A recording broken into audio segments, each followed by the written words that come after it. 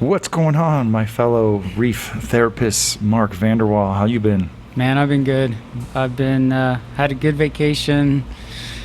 Any vacation where you get to see a lot of your reefing, reef life, reef invertebrates and fish and friends, underwater friends is always a good trip, right? So Unless you live on a tropical reef, and I'm not talking Florida, I'm talking about something that's really luscious. Every time I'm in the water, my brain is spinning of like how the reef environment or the marine environment is reflecting on my aquariums. And so you must have had just all kinds of triggers or just kind of things kind of going off in your brain while you were in Hawaii, correct? yeah, the same stuff I thought last year. So I wouldn't say I had like a brand new epiphany. I did enjoy photographing just the chunkiness of the fish, because it's all your favorite aquarium fish swimming around, except they're like 3 inches wide, 4 inches wide. You hover over them and you're like, that's like the sumo wrestling version of a naso tang swimming below me. It's just this bulky, huge. So you realize like your perception of what a naso tang is from the aquarium hobby is so off base, right? This skinny Totally. little thing swimming around.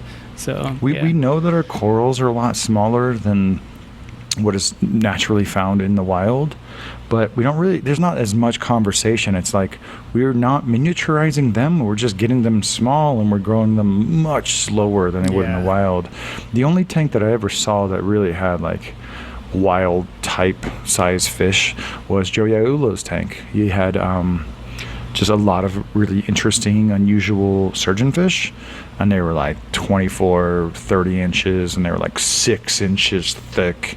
And then I've seen the nasos, in Hawaii, they're like 4 inches thick. And, in the aquarium hobby, like every butterfly fish is just a dainty little thing. And then you see them in the wild, and oh you're my like, God, yeah. you're like, that butterfly fish could feed like 3 people.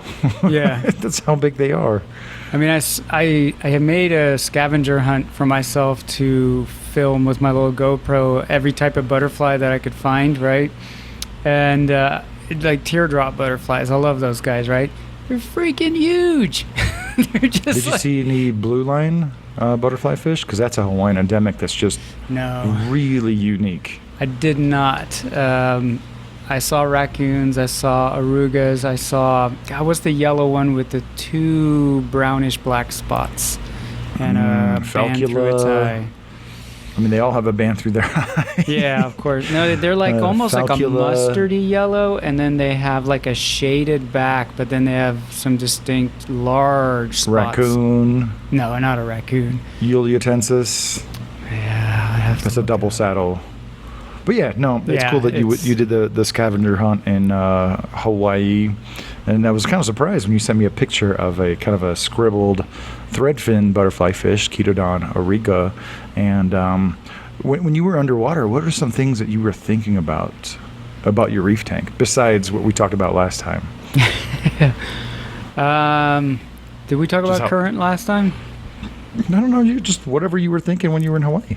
Well, it's funny because the time of year that we go, you really got to, you get your little snorkel report in the morning from one of the snorkel shops. And I don't... Snorkel report. Yeah, I would have loved to have gone scuba diving, but just we're there as a family with small kids. And we said, you know what, let's hold off on scuba diving until the kids are old enough to join us. So it's been mostly snorkeling, and I did not I did not give any money to a particular snorkel shop that hates our industry. But there's another one that's really good about every morning, 8:30 in the morning, they'll put a report in your inbox like, where's a good spot, where's a bad spot. It is kind of funny how different stakeholders who exploit the same resources will throw the other one under the bus and claim that they're just like free from sin, and this is kind of across the board. But yeah, we don't want to get into politics. We got a really cool topic for you guys today.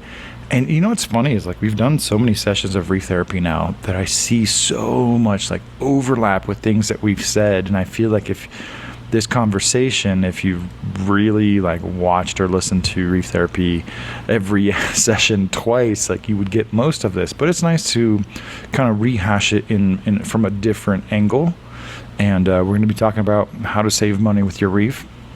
But before that, I got a few things going on. I just got this dope book. This is a book in French from French Polynesia. Oh, nice. Guide to the identification of corals of Moorea. And this is really significant. First of all, like, it's a real treat because when I was in New Caledonia, I was diving with this lady, Pauline, who knew enough about corals that I was impressed. I was like, oh, okay, cool. And we connected on social after the fact, and I realized that she had created a book for like a big major nonprofit or NGO in French Polynesia about the corals of Moorea, which is the capital of French Polynesia.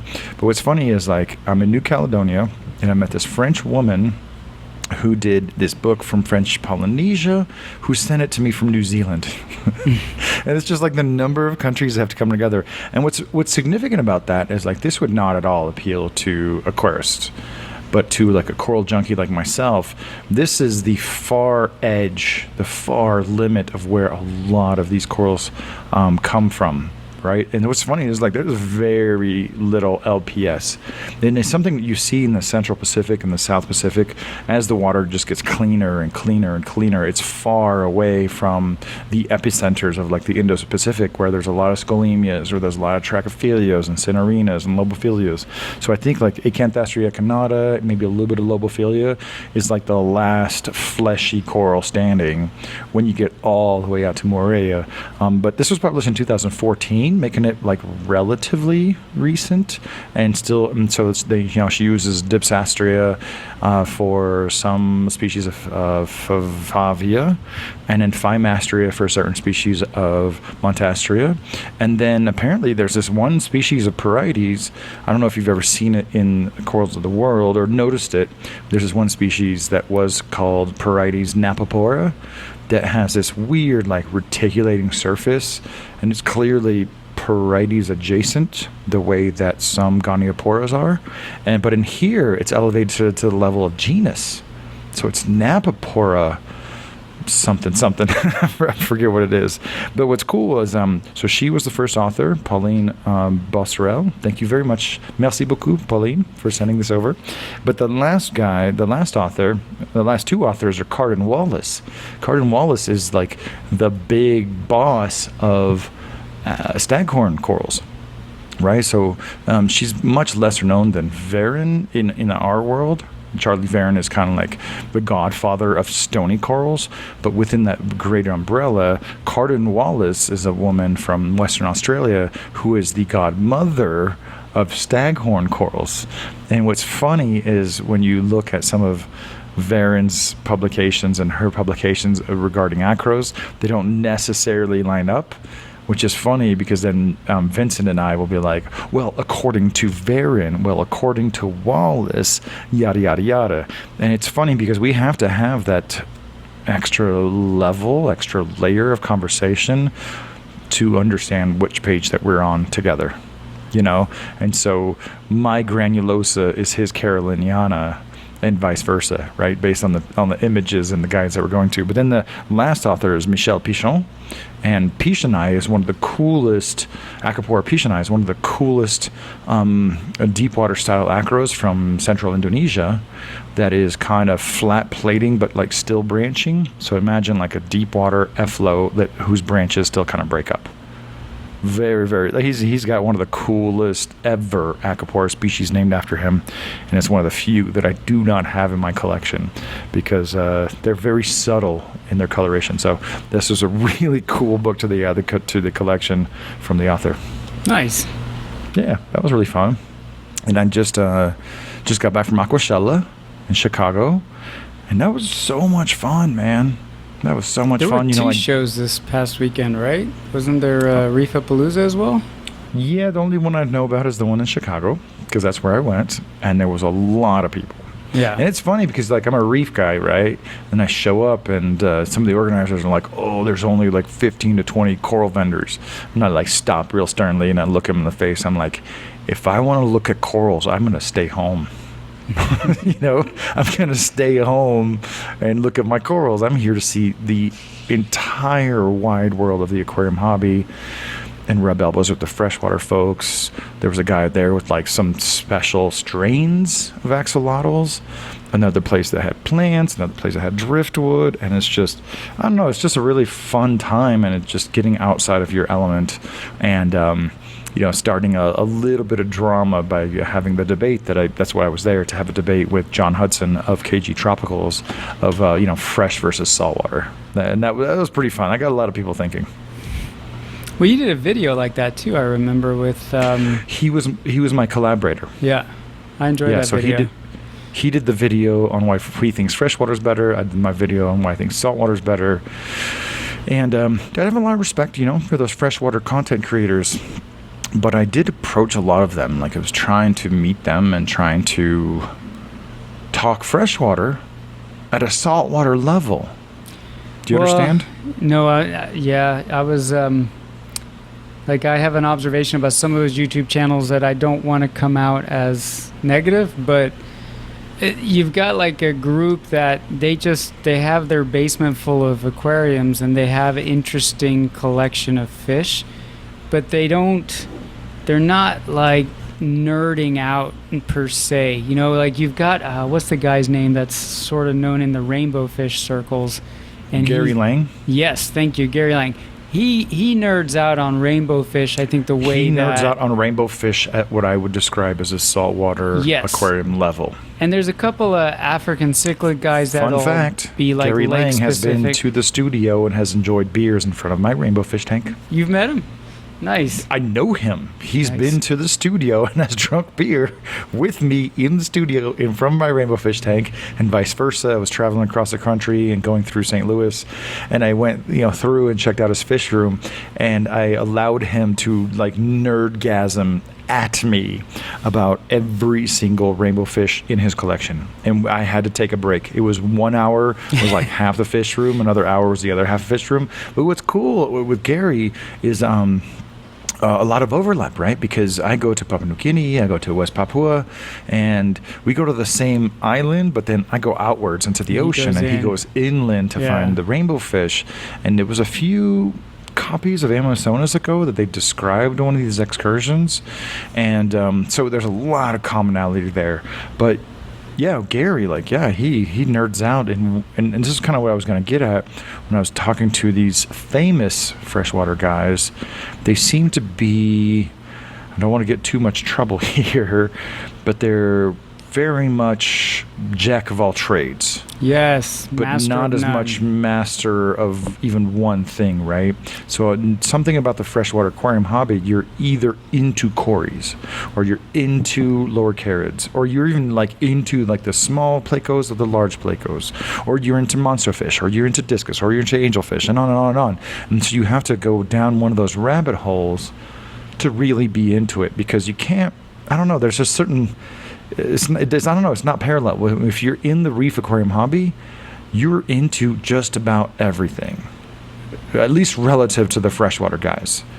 And yeah, it was kind of interesting to talk to them and talk to them about like some of the oddball plants that I keep, freshwater plants, some of the oddball fish that I keep, especially like L173 plecos. And I just kept falling on deaf ears, and it was kind of a bummer. So I came back and I called Sumer, who's my local aquarium buddy, and he's into discus, angelfish, plecos, betas, dwarf cichlids, and it was just like really refreshing to get back to my freshwater like therapist, But no, I mean, at the end of the day, like Aquashella in Chicago was really fun time. What's funny is oh my God, like I'm not trying to make this a thing, right? But there was a company there that had a couple like actual micromousas, and they kept calling them Favias. And I'm just, you know what? I'm not going to let it go this time. And ask them, how much is the micromousas? Like, oh, well, those are Favias. We bought them as Favias. Like, do you think that Mr. Third World who lives on a tropical island knows more about corals than you do. Just because it was shipped as a favia, you're gonna like, no, this is a micromusa, like classic micromusa. You remember when those things had their moment, like early mid 2000s? Everybody was collecting micromusas, and I finally convinced him that it was a micromusa, and he told somebody else in his booth, and you know what his response was? His response was, "Yeah, I know. That's an acan micromusa." Well, getting And closer.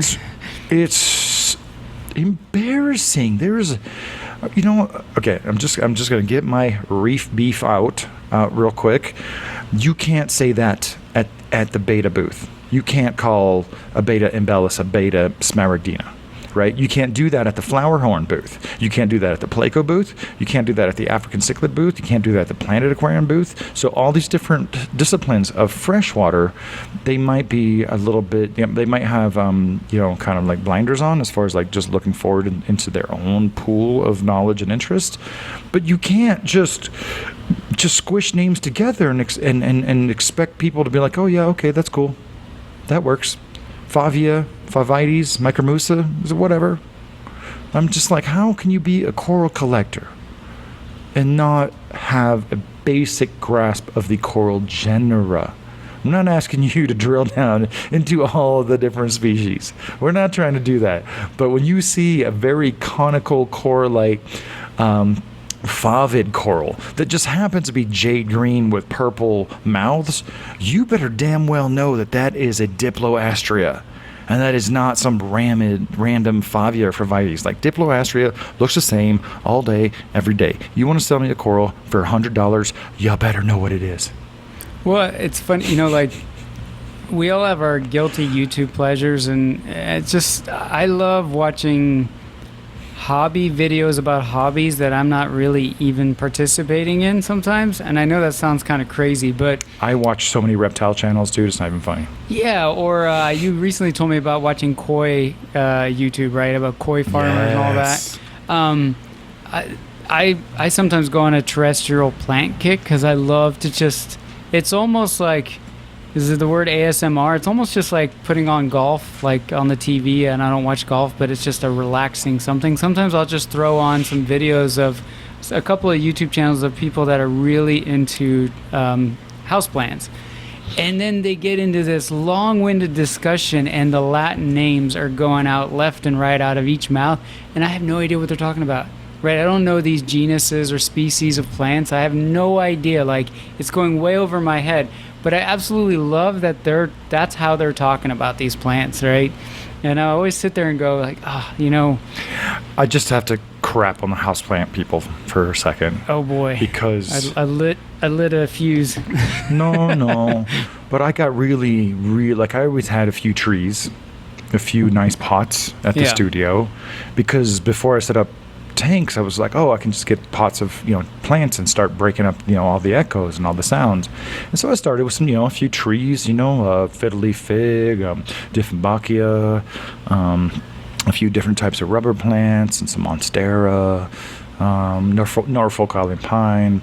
And then during the pandemic, I got really into it. A lot of the anthuriums, a lot of monstera species, a lot of different things. And it's funny because I had at one point I had 60 pots, 70 pots. And that's how I was counting, because it was like a lot to water. So it's funny, I've boiled it down to only 40 pots, which is still fine, but I have a better grasp on what they need. But I consumed a lot of their content, and I got really annoyed real fast, because you know what houseplants need? They need moderate indirect light with well-draining soil. Every single one. There was no drilling down, and I think everybody was just kind of going through the motions and appealing to their audience, and no one really knew what they were talking about. Well, right? And it blew up during COVID, right? A lot of people got into rare houseplants during COVID, apparently. And again, there's those YouTube channels similar to some of the freshwater channels where they're just sort of generalists, and the tanks are there to build content, right? But there's a few out there. I forget the Summer Rains or whatever her name is, something Rains. She's really good. I enjoyed her videos. Some of them they deep dive And then you get into people that are like the people that are into cactuses, right, and succulents. Oh, no! Don't you go there. The cactus people, they are legit. Those are like Those reefers. are awesome people. The bonsai yeah. people, they're like reefers. All the generalist houseplant folks, they're more. They're underneath, like as far as intensity, they're underneath like the freshwater Aquarius folks. They're a little more Taylor, like fashion statement type. Was it Taylor Rain approach. Oaks? Is that her name? That's Summer her Rain name. Oaks. Summer Rain Oaks. Yeah. She would give a little bit more information, but I don't know. A lot of times I felt like she was just kind of reading the tag, but it was better content. But she would she visited like a hardcore bonsai guy, and then she would visit like a guy. I enjoyed some of the. She would visit some veteran people and really, highlight what those people are doing, and I kind of enjoyed that. It's sort of like a tank tour, right, in the reef keeping world. So, I watched all the channels. I watched all the channels for a long time, and it got to the point where I could just basically predict what they was going to say. But I'm going to shout out, our cactus brethren and our bonsai peers. They are not part of the houseplant community. Those guys go at it a totally different way, and I have learned a lot from them. Yeah, but I do enjoy just some of that approach, and I mean, I'm not trying to dog the freshwater channels that, those specific channels that are more generalist, because honestly, like if you told me tomorrow I could only keep freshwater for the rest of my life, that's how I would end up, right? I'd have a discus tank, I'd have an African cichlid tank, I would be all over the place because I enjoy all of it, right? And I would probably be all chasing it in every direction. I was looking more for a saltwater level freshwater aquarist who's a general specific a specific generalist, who's really into a lot of different groups, because I've been into them since I was really young and I never quit. And but no, I had a really fun time. But what's funny is like I spent about one micromusta, like actual micromusta, not from the company that's trying to convince me they were hobbyists, from Tank It Easy. They're going to send it to me, so thanks you guys. Because it was nice. It was nice to buy a colony of something, right? There was a time where you couldn't get a frag of micromusa for like less than $100 with good, varied colors, right? This was a colony because no one's paying attention. And that's going to lead up very well into what we're talking about. And then, but what I bought the most was Pleco caves, a bunch of Pleco caves. Because right now I'm looking at my one of my 2 Pleco tanks that has fancy Plecos in it. And my main tank that had a bunch of zebra Plecos, one day, like over 1 or 2 nights, one of the females got harassed to the point where I don't know who did it. I don't know who done it, but they shredded her back end, from a black and white, peppermint looking, banner to a flesh toothpick. Yeah. There was no tail. There was no adipose fin. So I moved her. She was fine, the first half of her, and I thought she was just. So I moved her to the kind of a holding tank in the new that's connected to the new aquarium, and I promise you guys we're gonna get to the reef stuff. Just bear with me. Just therapeutifying all over the place. I put her in the this kind of isolation tank where things could be calm and she could eat algae by herself. And this is zebra Pleco, and I think she was down there. I don't know, 2 months, maybe 3 months, and then I moved her into the main display after realized that her fins had grown fine. They'd grown back fine. And it was when I got back from Aquashella, I was looking in this tank that has a couple of L236, a couple L46, and a couple L173s. These are fancy black and white scribbled Pleco varieties. Her fins grew back nicer than any of the tail fins of any of the Plecos in the tank where everybody's fine. So not only does she regrow her tail, she has like this pennant streamer thing going on, and I'm like, what the hell? I have Plecos in both tanks. The only difference between the new tank and the old tank is the old tank gets a lot of big water changes. It's very pure water. They all have water flow. The other tank gets fed more, right? And I'm just looking at this tank like, how the hell is every Pleco's fin in here super long and super streamy and super pennant, including the female who got ground down to a raw toothpick? Her tail should not have grown back, right? Like, it should have been way too much damage for her tail to grow back. She could have remained a breeder, but instead she grew out a tail nicer than any zebra Pleco in my collection. I'm like, what is going on here? This is crazy. I want to send ICP tests or samples for ICP testing on my freshwater tanks. I'm like, what is going on here? Is there one secret ingredient between these two tanks? But yeah, no, I think this preamble about the freshwater stuff is really pertinent, because it applies to a lot of the stuff we want to discuss about how to save money on your reef aquarium. And I mean, some of the stuff applies to aquariums overall. So some of this applies to hobbies overall. First of all, how did you like, before we really get into it, how did you like listening to Reef Therapy for once? Oh, it was great. I really enjoyed your conversation with Than. I always want to say Tan, but that's just habit. Was that available before you flew back? No, unfortunately, which would have been awesome for the plane to download it.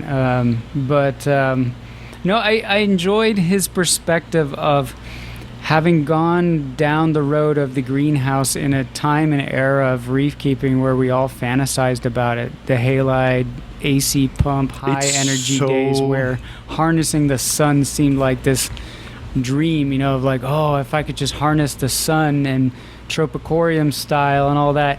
And he went there back in the Reef Central days and then came out of it and was like, okay, my tanks have to be human friendly, have to be easy for me as a human and the people I employ to maintain them. And then just the whole, once the advent of LEDs and energy efficient DC pumps came around, it's like, look, it actually makes sense to have a more controlled internal environment to do this. And so I really enjoyed that talk. And yeah, what's funny, if I can interrupt you just briefly, is I think you got more from the conversation than I did, because I was in it, right? So I'm just trying to keep it going and ask the next question and ask the next question. So you were able to absorb more. So I'm like remembering the stuff we talked about as you're mentioning it. Well, and I am a compulsive overthinker, right? And what I appreciated was how he thought 3 steps ahead on a lot of his design principles, like the closed loop, but then have a drip tray so that when you disconnect the closed loop to go service it, you don't care. Like, you're not like, oh, what about the floor, just little things where it's like, well, where you ask yourself the next 10 questions from your idea so that you account for all of those contingencies. And the human centric aspect of how he designed a lot of that stuff was really impressive. I'm gonna have to, the thing is, like, Keith does what he does, as far as like kind of really getting as much from people as he can, usually in like an hour, 15, hour and a half. Man, I just want to tell the entire story start to finish, and I feel like it was an hour and a half of like the background before we really got into the corals. And as soon as after 2 hours, I can't ask him to just like do like we did 3.5 hours on protein skimmers. Quick aside, if you guys like hearing that much about one topic, please rate us on your favorite podcatcher. Please subscribe. Please give us a thumbs up or something. But definitely rate us on your favorite podcatcher, because I don't know anyone else who could put together a 3.5 hour marathon on one particular topic. We killed it. We took a break. But same thing with Than. We took a break at the 1 hour mark, and then when the second section was done, I was just thinking to myself, damn it, there's so many more questions I had for him about the coral side of things, right? But now that we got that out of the way, I'll see him again and I'll meet up with him, and I'll re-listen to the first one to remember all the questions I didn't get around to asking. Yeah, and on top of all of that, overthinking, thinking 3 steps ahead, I guess, not overthinking, but what I also appreciated is, us old school reefers, right? The ones that came from the era of DIY and have seen the fads come and go. Him being one of them. It's funny how some of that old get off my lawn came out of him as well, right? Like, there are things he doesn't overthink, right? Chasing numbers, that kind of stuff. I mean, like, you ask some questions about carbon dioxide, pH, and that's when you're like, okay, he's one of us, So I enjoyed that. It was nice to be able to be a listener, because just like every other reef keeper, I'm looking for content to tune into, and so it was nice to have an episode, because I don't want to listen to myself. I hate the way I talk and sound, right? So, yeah, I enjoyed it. Yeah, no, that was really cool. I want to thank Fan for carving out some time to come to the Reef Builder studio. He was here. He was present. He didn't drive by. He gave me a day and a half of his attention and his presence, and we got to really chat about reefs and corals. I will say, I think he was a little bit overwhelmed by what he saw. And I think that's more, it's not that I have more volume or more corals than him. It's just all of my stuff is put together in such a way to be presentable, right? Whereas if I was a coral farmer, everything would look smaller. Everything would be smaller. There'd be multiples of everything. A lot of the tanks would be broader and shallower. And it's just nice to be able to put together something like this, which I believe is unique in the world. And he was one of the things he said is like, man, I can't believe how many freshwater tanks you have. It's not that many to me. I only have 8, compared to like 20 saltwater aquariums.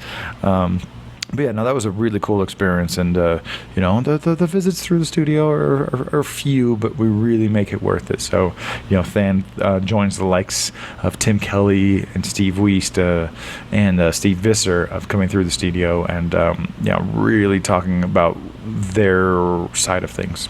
That was really cool. Thank you, Fan, if you're listening. Yeah, you got to keep doing those, man. When you have those guests, force them to sit down for an hour. And it's not about a force, like if they come through and there's time, yeah, I'm going to fire it up. I'm going to try. But I'm not trying to do a 3.5 hour marathon on protein skimmers again. But let's talk about some of the ways that you can save money on a reef tank. I think some of these are going to be so obvious. I'm trying I tried to go into this not with, because I've heard this topic before, right? And so there's always the usual things people say, and some of the no-brainers. I was trying to avoid the no-brainers, or at least throw a different lens on it. That's what therapy is about. If you're in a toxic relationship, leave your man or whatever. Like, you just need to be reminded of those things. And so I think even the low-hanging fruit still applies. But what's interesting is, we've put out so many sessions, so we're like 55, let's call it we probably have even though we have 55 sessions, it's probably about 100 hours worth of listening. That's nuts, man. All put together. And so I'm seeing is a lot of overlap and a lot of, I don't want to call it backtracking, but just dovetailing with things that we've talked about before. And so I think this is going to be a thing now. Now that we have 50 sessions behind us, I'm going to recommend some sessions from before. And so definitely you want to review, if you want to follow up to this particular session, or if you're new to the podcast or the YouTube channel, you definitely want to review the session we have just a few episodes ago about like the epidemic of stuff that won't break your tank, right? We're trying to talk schmack without talking shit. That's literally, because I'm just like, oh yeah, there's a lot of stuff that's being sold that's not really pulling its weight. But then also our session on not overdoing it. So I think there's going to be a lot of echoes from those particular sessions that will reverberate with someone who's trying to start up a reef tank or build upsize a reef tank without like breaking the bank. Because when people tell me that reef tanks are too expensive, I disagree. I think it's never been cheaper to set up a reef tank, but everything out in the world is telling you how to buy a Bugatti. Everything's trying to tell you how to buy that, BMW 7 Series. You know what I mean? Yeah, and I'm hugely skeptical of a lot of content that I watch because of it. Pick your favorite hobby other than aquariums. It happens in every hobby that I am passionate about, and I go on YouTube and I look at Instagram pictures related to that particular hobby, and it's all geared to get you to buy more shit. Buy. And I hate it. I go on Instagram only to check my messages now. I cannot scroll. I can't do it. I can't do it, can't do it, can't do it, won't do it. I just know it's a bunch of noise and someone's hyping up something that they've used for like 20 minutes and they've been reefing for 2 months and they've been keeping aquariums for like a year and a half, but they know because they have so many followers. Oh man, whenever a new product drops, right? You see it across the board. Then you open up your YouTube and every YouTube personality is talking about it, and they have it and they've had it for weeks, but they had to keep their mouth shut and they've been running it and this is what they think. And it just happened with guitars this week. Like a big guitar company dropped a new series of guitars, and the way I found out was not because of an email or I went to their website, because I went on YouTube and it was like, oh, here are all the guitar celebrities of YouTube, and they're all holding it, and they're like, you know, and you're going, oh, okay, they must have released something new. And one thing I do appreciate is I think a lot of us are starting to mature within this space, and we can see through that. Some of us, right? Some of us can see through that. You're like, I've been following tech news since like Engadget was the top website, and then it was The Verge. So I mean, that has been kind of my guiding light for how I should be a content producer. And yeah, you know, I've seen it over and over and over. 9 to 5 Mac, Gizmodo, Marquez, MKBHD, and The Verge. They're all the same day. They're dropping this, and then they're dropping that, and then they're dropping this, and then they're dropping that. And so, you know, I think as consumers, as first world consumers exposed to a lot of this media, we are becoming the wiser.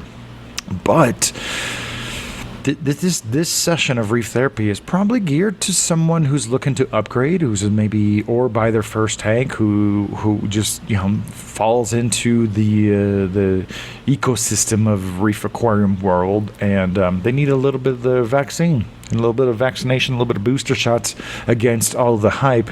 And you know, I'm not afraid to say that I'm part of that machine, but I try. If you actually read to the end, or watch to the end, or listen carefully, I feel you'll find more salient points, like you will find on Reef Therapy. I want to start this off, man. I think the best way to save money is buy the right product the first time. I just want to say that again. Buy the right thing the first time. It's really easy to be in a store and a really enthusiastic salesperson tells you, oh, this is the best, this is the best, this is the best. I've been using it for years. I use it on this, I use it on that, I use it on this. But ask them to show them your reef tank, their reef tank. Ask them to show you their reef tank. But because if they have a lot of excuses for why they don't have one at home or why they take care of the one at the store, you know, if they have several displays around the store using the same product a few different times, all right, that might be a good backup. But even, I mean, this applies to freshwater. This applies fully to freshwater. Man, I remember when I first got into aquariums, within the first 6 months, 80% of the stuff I had bought was not as good as I would have liked. And I had so much junk. Yeah. So many underpowered corner filters, air pumps, underground filters, this juice, that sauce, this additive. And so buying the right product the first time and buying it once, it can be nerve-wracking to do a little bit of that research and kind of dig through it. It kind of reminds me of the Aziz Ansari joke, who was like, oh, I need a new toothbrush. Well, let me go online and like research the best toothbrush. And what is the best rated toothbrush on Amazon? And he's like, when you go to the dentist, it's not about buying the right toothbrush. It's just the fact that you brushed your teeth in the first place, you know? And so you don't have to get like just totally obsessed about buying the right gear in the first place. But I think just a little bit of effort will help narrow down the product you need for your tank the most. Yeah, and it doesn't mean, because it could be easily transformed into the argument, you know, buy the expensive thing instead of buying the cheap thing 3 times, right? There's some truth to that, right? The cry once versus cry many, but really, it doesn't have to be the most expensive thing either. It really means just buying a well-researched product that has a good following. You know, that's really where it's at. There are plenty of pumps and lights that are not considered premium that people have really good long-term experiences with. And so it's just a matter of finding those those kind of affordable options that have a good track record and also are enough, right? We've talked about lighting, that people will buy $900 lights and then run them at 20 to 30% intensity. And what's crazy and then to me, they'll upgrade them at like 2 to 3 years. yeah, Right? They'll buy the top of the line Bugatti, drive it 20 miles an hour, the Koenigsegg, Yeah. and do 100 miles on the track, never take it out on the road, right? And then they'll upgrade after like 2 years. That's an extreme example. But- and I feel like a lot of this stuff, we're not trying to treat you like you're dumb. We're just trying to put stuff back into your head of like, buy the right thing. But also, I mean, I have this like several times. Buy the right thing. Buy stuff that's the right size for your tank. Buy used, right? So now I'm going to say, buy stuff that is appropriately sized for your reef tank. We know so many people who buy stuff for their first aquarium or their first home plants or their first whatever hobby with the thought in mind that they're going to be really into it and they're going to buy, then the stuff that they're buying is going to be future proofing for the larger aquarium. Sometimes that's what's going to get you in trouble, right? That's what's going to get you in trouble. So buy the stuff that's appropriately sized for your aquarium. yeah, but like And like taking lighting for example, again, the trouble with saving money is and being a beginner is that you don't have all of the little tidbits of knowledge that help kind of pave the path for you yet. But a power meter is a very expensive thing, right? If your reef club has one you can borrow, whatever, great. But it's amazing that when you start to really deep dive, and I know you don't measure a lot of power anymore, but like if you deep dive, like what kind of light I need to keep these type of corals happy, whether you're into SBS, whether you're into LPS, and then you really start to think, okay, like based on these quantitative requirements, what kind of light do I need? In my opinion, like a lot of the affordable light options are these days plenty fine, right, for that application.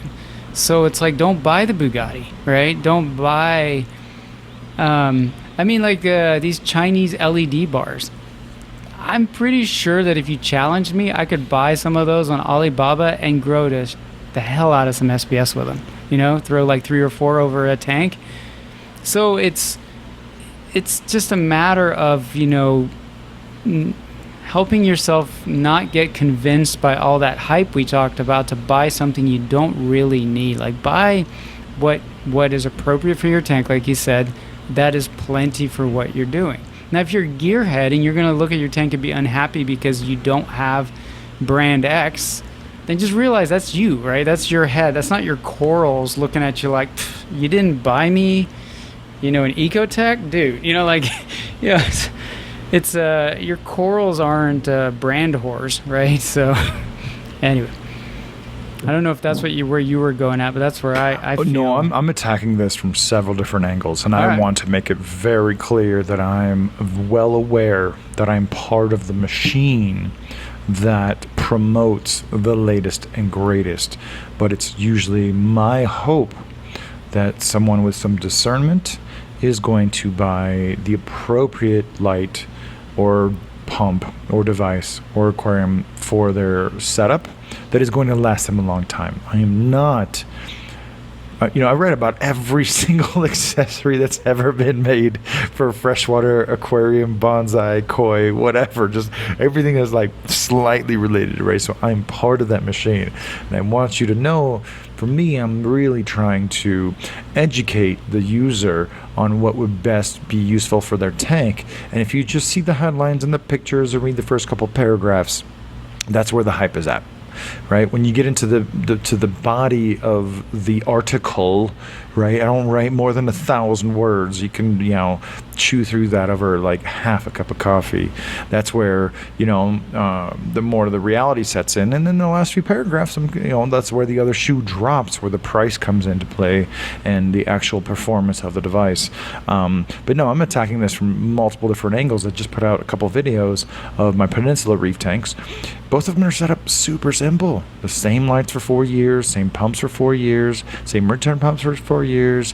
They both have a calc reactor, a decent protein skimmer, and dosing pump. There's no controller. There's no CO2 scrubber. There's no algae scrubber. There's no refugium. It's weird when you see this, reasonably sized sump, and there's just a lot of open space. Right, there's a lot of open space, and so it's funny because there was like one comment that really stuck with me. I was like, "Oh, I think you took some products off of this tank, because if that's all it took to do a reef tank, then all these high-end reefers wouldn't have automatic water testers. They wouldn't have automatic water changes. They wouldn't have a controller. They wouldn't have this and that." And I'm thinking to myself, like, well, those guys don't have great-looking reef tanks, first of all. When you get really into the bells and toys and whistles, that distracts you from the fundamentals of reef keeping. And you've been reefing for a long time. You can handle 3 tanks and controllers and some bells and whistles. But someone who's a little bit new and has a very steep learning curve, they're not going to be able to do all that. No, I think it's too much of a distraction, and it's now, like you always joke about, if I had a refugium, now I got to take care of a refugium, right? And I have that same mental argument about automated testers and CO2 scrubbers, and it's like, oh, well, now I've got to maintain that. And if you throw that at somebody that's trying to still master the skill of keeping corals long term, it's like you're trying to teach them how to cook but operate all these other devices in the kitchen, and it's just a massive distraction. Like, focus on the task at hand. And I mean, I've brought this video up a million times, but Ollie, right, his video that you made of his tanks, a 10 pump, years apart. Yeah, a pump, a skimmer, a heater, and lights, and some flow pumps, and you're done. It's 95% of the battle right there. Yeah. Right? And so this is what I'm trying to say. If you buy something that's properly sized for your tank, if you go back to our session about not overdoing it, it's like quasi-impossible to underdo it. The corals adapt. And there's a really important point that I'm going to get to about patience and waiting, because I feel like a lot of what people are paying for is simply because they think it's going to speed things up. And that's not, that's kind of like that's a human thing, right? We don't live forever, right? So it's very human nature to try to pay to skip the line, right? To speed things up. And you and I, we have corals we've had for dozens of years. Like, we're totally fine. Just put it together, slap it together, pH 7.9. We'd never test the water. We do a water change 3-4 times a year, and we look at it a year later and just like, damn, there's too much coral in there. But buy stuff that is appropriately sized. I want to say that for a third time, because you see people always just shooting over. The one device that is good to oversize, I believe, is your return pump and your flow pumps, because they will just operate so much better at 80% or less. Oh, if they're DC pumps that you can power down, you mean? Like, slow down? Yeah, because, when a pump is designed to run at 0 to 100%, the manufacturer's probably factored in, like pushing it to 120% if they could, and 100% is just going to be like the maximum tolerable level of wear. And when you back that off to like 60 to 70 to 80%, oh my goodness, your longevity, your durability is just going to shoot through the roof. It's going to multiply by like 2 or 3. So that's the one thing to overshoot is not your dosing pumps, your flow pumps and your return pumps.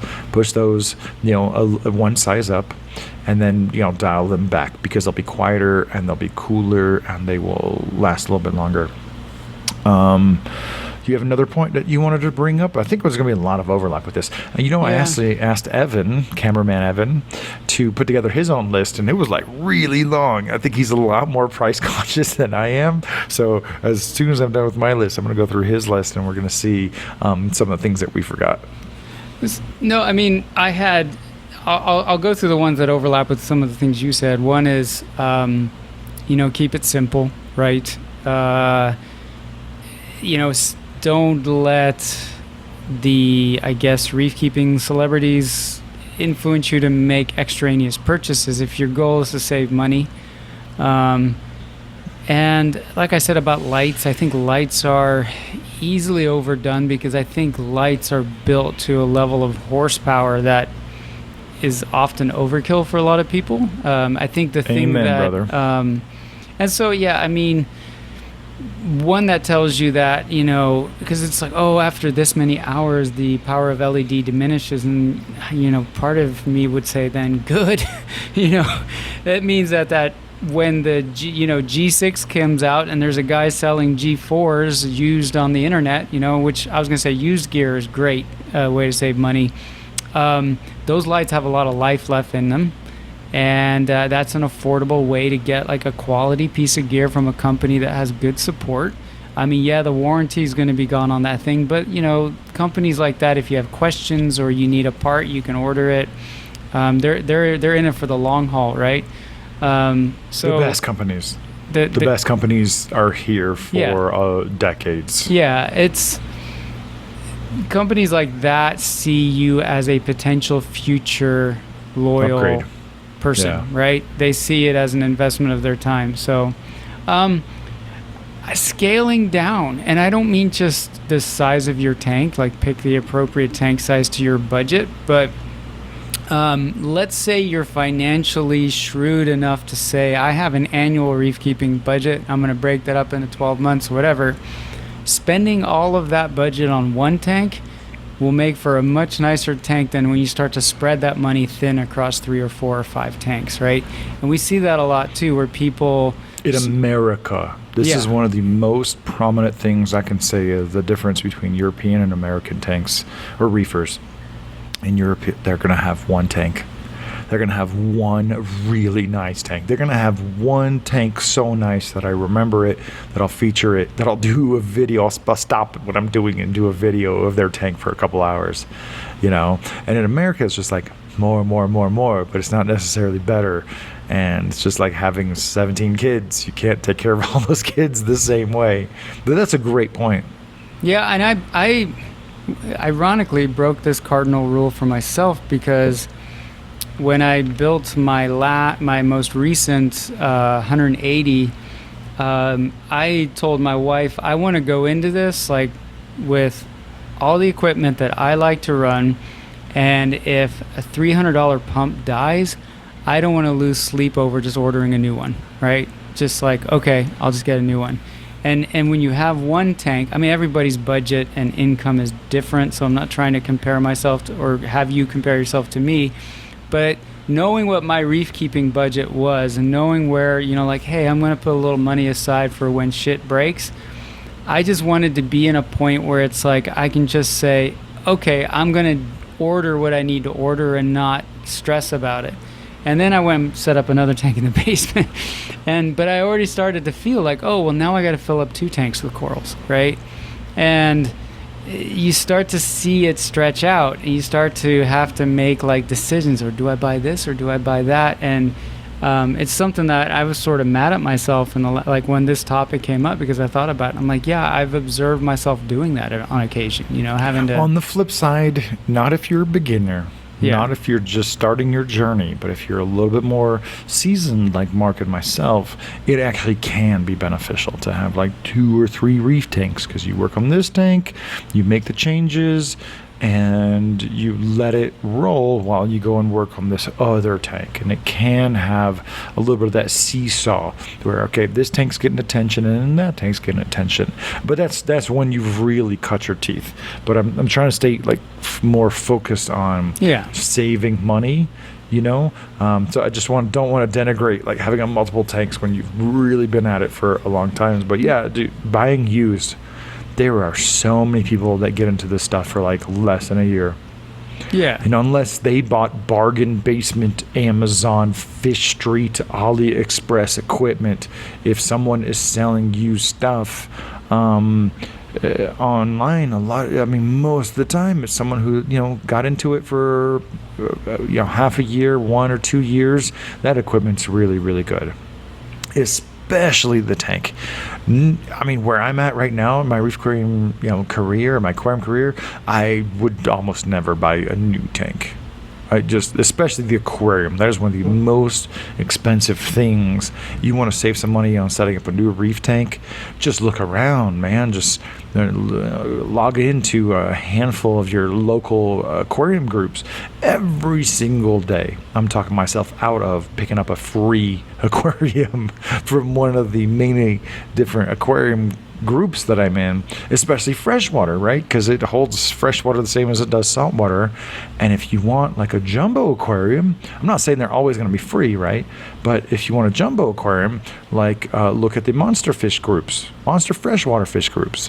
You would, dude, I think there's like enough free to secondhand to just bargain basement deals on really good aquariums every single day in most areas. Maybe drive a little bit, but definitely you can. That is by far the most expensive thing usually you will buy for your aquarium, unless you're decking it out with a ton of like high-end reef lights. But the aquariums, there's so many opportunities to get really cheap, really decent reef tanks, 55, 75, 90s. When you get to 100 gallon plus, then people usually want a little bit of money. But you'd be surprised how much you can get for free on local freshwater groups. And maybe someone's giving away a scratched up 40 breeder. You can easily use that for a sump.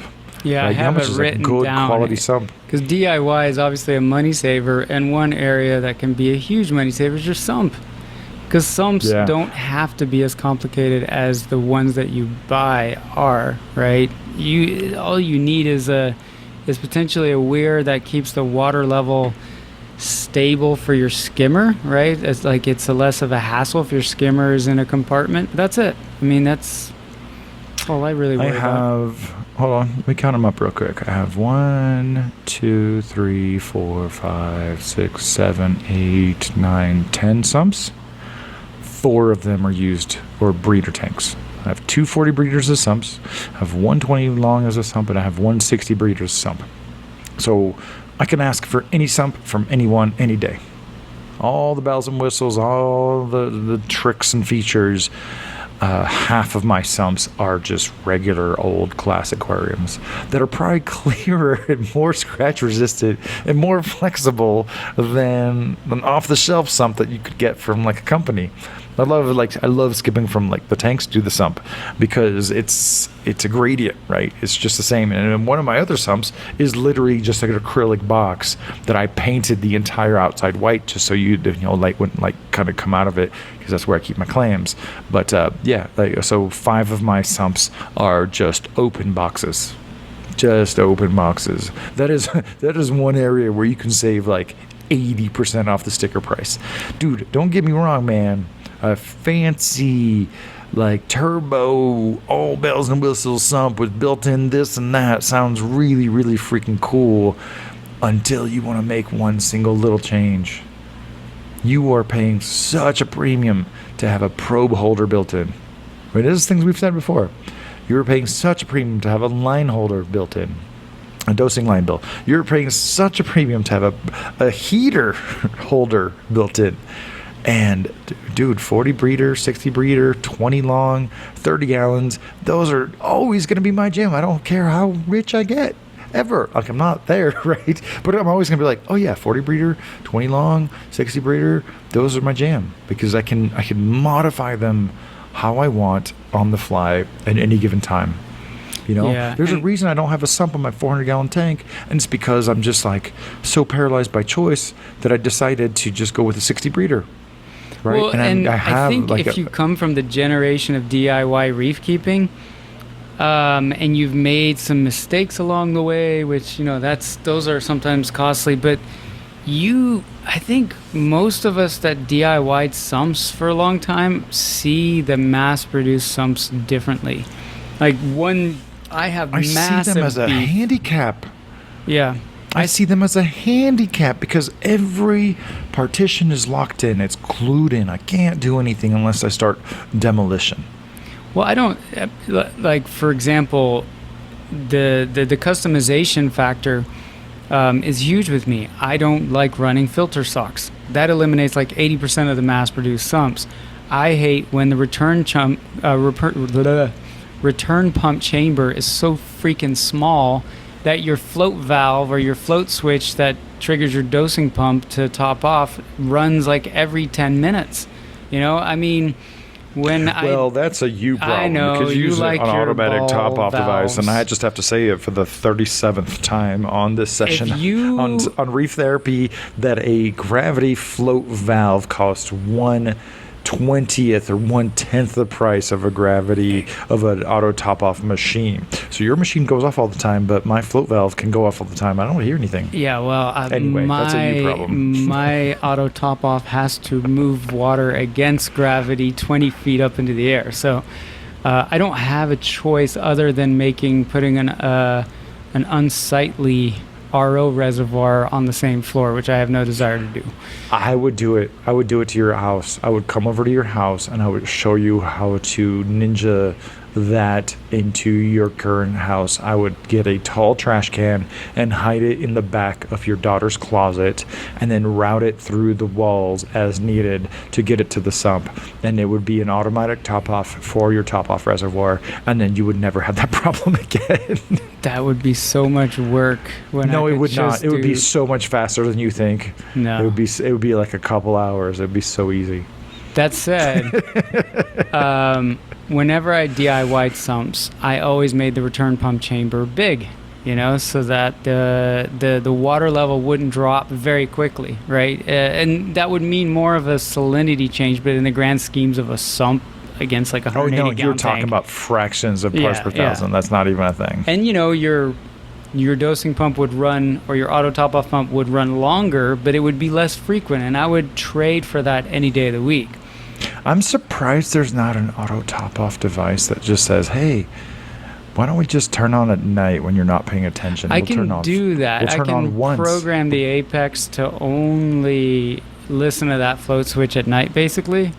My concern with that, then you'll never know when it's running. You like that noise. You like that sound. You hear it because then you have engagement and you're like, oh, it's running. It's working. Yeah, it's the confirmation that we're good kind of thing. And there's some other reasons I don't want to do it, but yeah. Here's a weird one, but I'm always surprised because this always comes up in an argument, and then I feel like they're missing half the argument when they say what they say. But when you pick any additive, and I'm a two-part guy, I love my two-part, not all two parts, and this would be true of if you like to dose iodine or you like to dose whatever, not all additives are this equal in concentration. And yet, a lot of times their price tags are very similar, right? That's a great point. You could be looking at a half gallon of this and a half gallon of that. You don't really know what that concentration is. They go out of their way not to tell you on the bottle until you dose it and test it and measure it yourself. That's a really good point, because I was thinking liquid versus dry, but if you're just looking at the liquids, you're right. They are not the same concentration. I've run into this with iodine dosing, and then really big on two-part. There's a website called Reef Deist, and there's dosing calculators there. And it's great because you can say, hey, my alkalinity on my 150-gallon tank dropped by 1 DKH. How much of any of the products on the market would I have to add to restore that 1 DKH, right?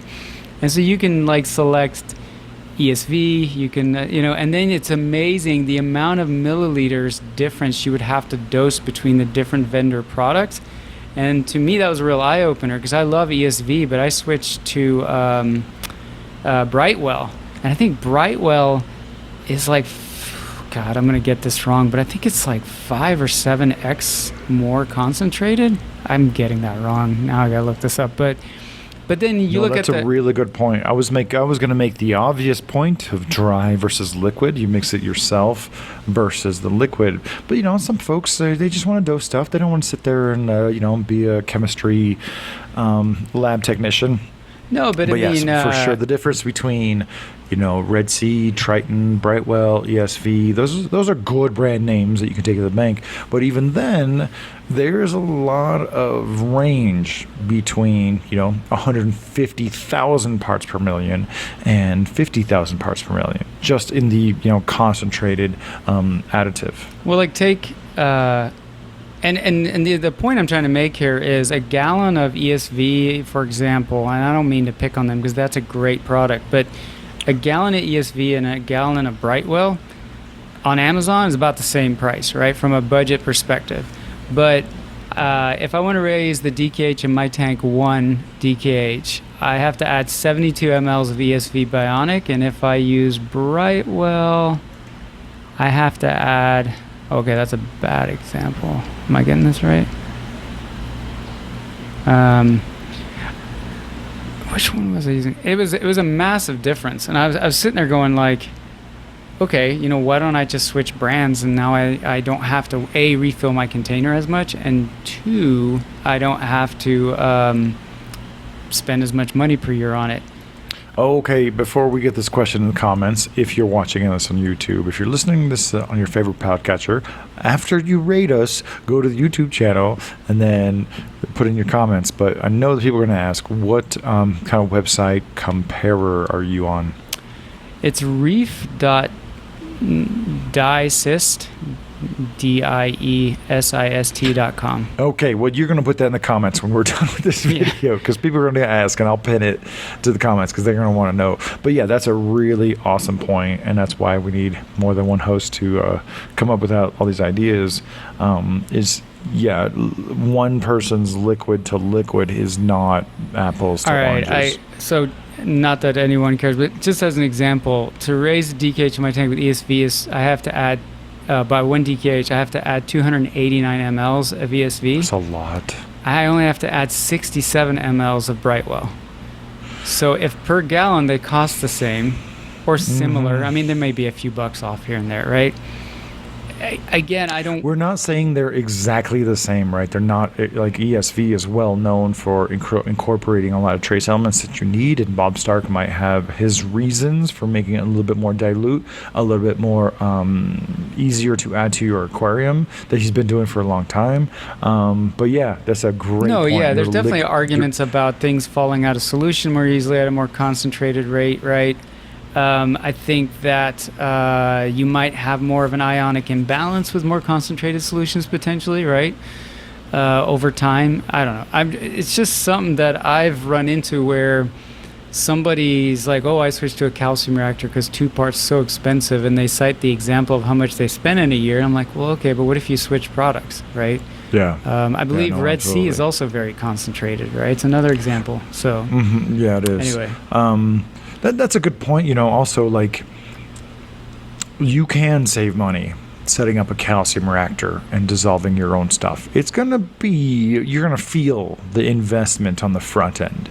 But then on the back end, when things are dialed really well and you're really growing stony corals, let's talk about stony corals, like stony corals with skeletons, because I am beyond like flabbergasted seeing, really normal, typical reef tanks with just some LPS and shrooms and zoanthids and soft corals with automatic dosing. Like, what the hell are you doing, bro? What are you doing? Same thing with kalkwasser. Nothing is cheaper than lime water when you do it properly.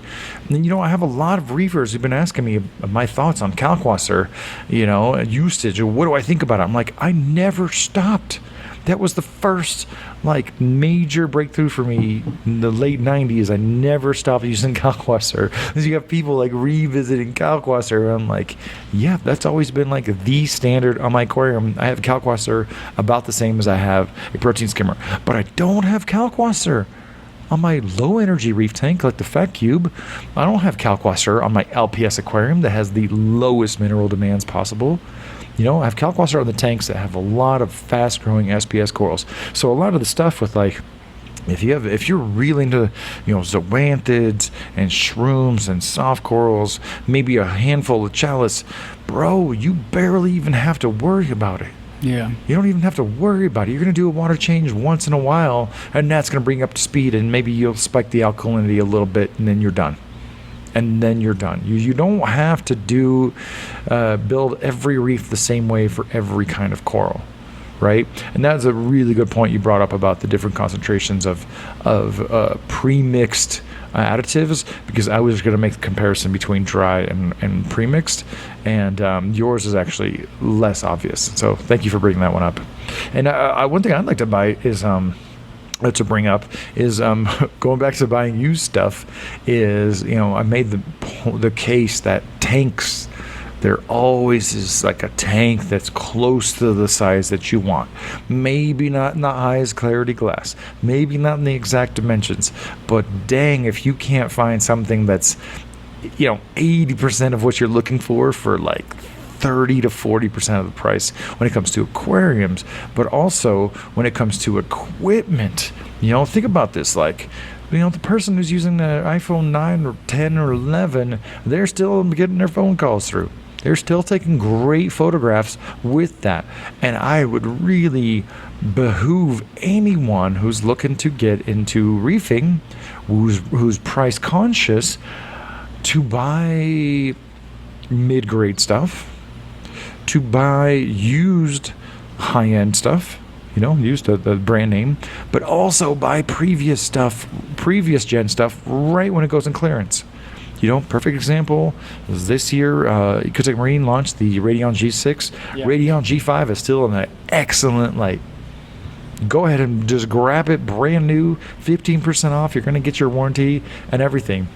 But I feel like there's definitely like opposites, right? You have one group of reefers who are always going for like the super top end, and another group of reefers who are really price conscious and are so proud of how little they spent. I promise you, if you buy the cheapest stuff, you're going to feel it. You're going to feel it, down the road. The cheapest black box LED lights are going to lose intensity in 2 to 3 years, and you won't even notice. The cheapest, water pumps are literally going to lose magnetization within a couple, 3 years because they use terrible magnet materials. And I've had some people push back, tell me, look, how does it use magnetization? I'm like, how does it gain magnetization? None of this stuff is magnetized to start. It becomes magnetized on an industrial process, and it can lose magnetization through heat, right? So anyway, what I'm trying to get at is don't buy necessarily the brand newest stuff right when it comes out. Don't buy the lowest end stuff that you can find on Fish Street or Amazon or AliExpress. Aim in the middle. Aim in the middle for previous gen brand name stuff or lightly used, mid-grade stuff. That's going to get you the best mileage across the board. We're talking lights, pumps, dosers, and skimmers. Then going back to the skimmers, it's I could start another business. I could start a whole business picking up used protein skimmers and putting new pumps on them.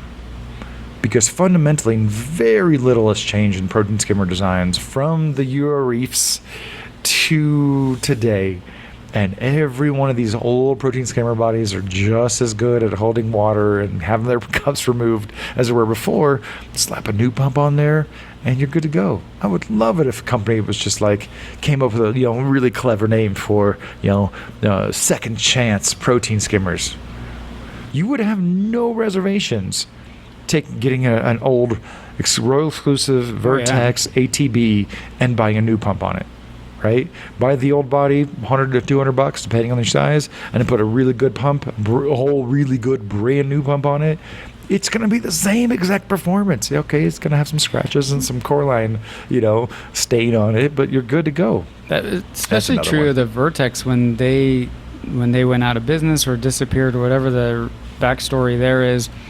I saw a lot of Vertexes for sale used, and I think the owner selling it, well, I shouldn't speak for those people, but I wonder if a lot of them were selling because they're like, well, I'm not going to get support on this product if the pump dies, blah blah blah, I'm just going to sell it while I can and then replace it. But then you sit there and you think, well, okay, if I can pick that up on the cheap and throw like a DC powered pump on it, that would be, that's a nice body with nice build quality. But when it comes to equipment too, it's again, being educated and doing your research, like we said in the beginning, or at least I was talking about it a bit much. Um, there are cheap things that are really built well if you look for them, and then there are things that are in this hobby, and this has been going on since I first got into this hobby as a kid. There's a lot of stuff that gets rebranded as premium and isn't. And there are a lot of people out there kind of doing the research on that and exposing some of that, which I'm happy to see. But you got to be careful about that too. I think the fact that you see probably the most popular light in the hobby is probably the Radeon, right? Or I think AI and Kessel would be a close second there in terms of, if I present you with a tank and you had to bet what lights on it, there's usually it's one of those three. That speaks volume to their quality, I think, right? And the fact that you see somebody replacing a G4, a G5 with a G6, and they're sticking with the brand is a good sign of a good product. Um, but sometimes you'll see things in this hobby get rebranded as well, which I don't really care for. And so you think you're buying something premium, but it's not. And likewise, I mean, I've said in the past, I like bubble magus skimmers. The the cheap no-name pumps they come with have tended to be reliable for me, but then you also have spin-offs of Bubble Magus where they put a CCHA pump in there. And now you got like a really good skimmer with a really good pump, and it's really affordable, right? And a lot of times it's like a half the cost kind of thing, where that skimmer may cost you $300-400, but it's in the performance area of a competitor's $700 or $800 skimmer. So I think you also, like, again, doing your research, getting on the forums, and just having some acute observations, you can find stuff that's cheap but good, and you can also sort of see the wolf in sheep's clothing, where it's stuff that's branded premium and is like, no, this is some stuff from China that they slapped There's not brand on. enough conversation about the middle of the road products. Yeah, There just isn't. It's either top of the line or bargain basement. yeah, I And agree. we've seen this for years. And I almost feel like DIY could be its own session of reef therapy topic. There's just so much you can do yourself. And that might be a topic of conversation for the future. Let us know in the comments if that's something you would like to see us explore, because the reef aquarium hobby in particular really used to be characterized by a whole lot more do it yourself. You know, it's pretty easy to talk about, setting up your own sump, but man, we used to build a lot of this stuff ourselves. And I think all of us are collectively getting smart enough and clever enough to build our own dosing pumps, to build our own protein skimmers. How many protein skimmer designs have you come up with, Mark, back in your heyday? I must have made like 12 or 15. Half of them were terrible. Arguably, were terrible. And you know what I miss? I mean, it's not that it's not there, and you can go to Alibaba or eBay or whatever. You can buy all kinds of parts and acrylic and LED drivers, right? But there used to be a market for the DIY crowd, right? So you could get, like, okay, I don't want to buy the entire light fixture. I would buy the parabolic reflector, and I'll buy the That's PFO right. ballast, and I'll build my own canopy or my own Almost light. no one bought the whole fixture. We bought the Right. ballast, we bought the socket, we bought the light, we bought the reflector, and we put it together ourselves. That was a time, definitely, like a little bit more golden aging of the reef aquarium hobby. Part And of the we're not trying hobby to. was getting into woodworking and like learning how to build a box, right? A Um, saltwater resistant box, with mitered edges and stuff. but yeah, I mean, you sort of see that now. Like, I love these sump kits that you can buy, right? So Oh you buy the yes, 40 breeder and you buy the sump kit, and you say, okay, I'm going to take the filter sock holder and throw it in the trash. But these dividers are, that's just me. Um, but yeah, I love that there is stuff like that. But I just felt like there was a bigger. Rapid LED used to cater to the DIY LED crowd, and you never hear about people building their own LED light fixtures anymore. And now that we're kind of gone full circle for, hey, spread out LEDs, panel type lighting, right, to simulate T5. Like, oh, crap, why aren't we If you building want these the things ourselves?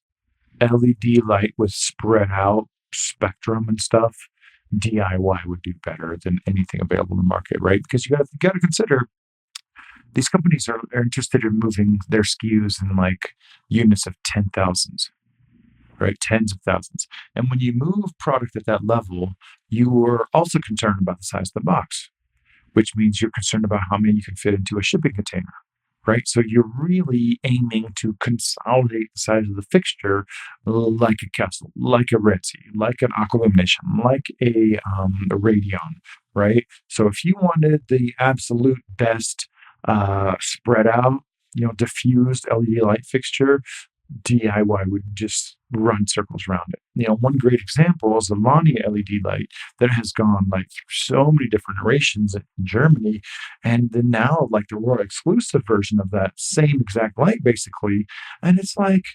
$2,000 for a 100-watt light.